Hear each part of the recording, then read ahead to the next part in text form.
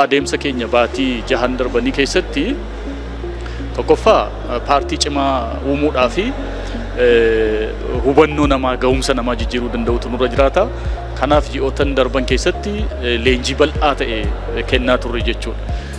Keessattuu leenjii akka waliigalaatti hooggansa keenya humna raawwachiisummaa isaa cimsuudhaaf kennamaa ture kuni yeroo qorannu tokkoffaan ga'umsa miseensa keenya dabalaa jira, ga'umsa hooggansa keenya dabalaa jira, qulqullina ilaalchaa uumaa jira. Garaagarummaan hooggansa keenya gidduu jiru akka at least akka dhiphatu gochuudhaaf hojiin hojjetame hojii gaarii akka ta'e kan ilaalle jechuudha. Hojii kenna tajaajilaa irratti jalqabne, hojii ashaaraa magariisaa irratti jalqabne, hojii miseensa qulqulleessuu irratti jalqabne kana gara aadaa taasisuutti. Qulqullinaan hojjechuu aadaa godhachuu, sirna ijaaruu irratti xiyyeeffannaa, tajaajila irratti fooyya'insa fiduudha, qulqullina ilaalchaa miseensa keenya dabaluudha.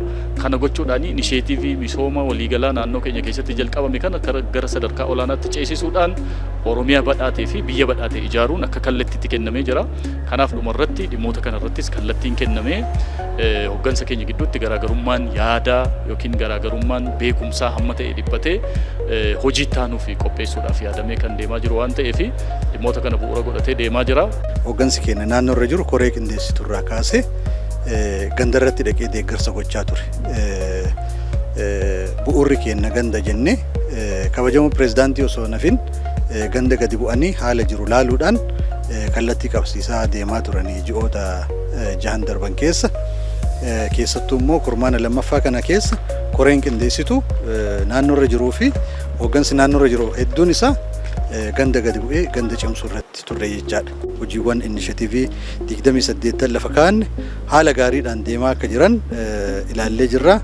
Magaalaa keessatti illee jiruuf jireenya magaalaa keessatti jijjiiruudhaaf hojiiwwan kilaastera horsiisa beeladaa adda addaa bal'inaan hojjennee jirra. Karoorri keenya bara kana dachaa hedduun kan bara darbeetii oli kilaasteroota beeladaa 100 fi 89tti kan siqan ijaarra jennee hamma ammaatti gara 130 kana keessaa ijaaruun danda'amee jira.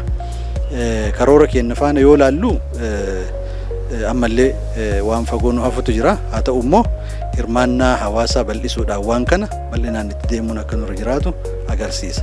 Waliigalteen nageenyaa taasifamee jira. Waliigaltee nageenyaa kanaan humna guddaatu gara nagaatti dhufeetiin yeroo ammaan tanaa leenjii xumuranii uummatatti makamuudhaaf deemaa jiru. Humna hamma kana ga'u simannee nagaa Oromiyaa keessatti buusuudhaaf tarkaanfiin fudhatame tarkaanfii laayyoo miti.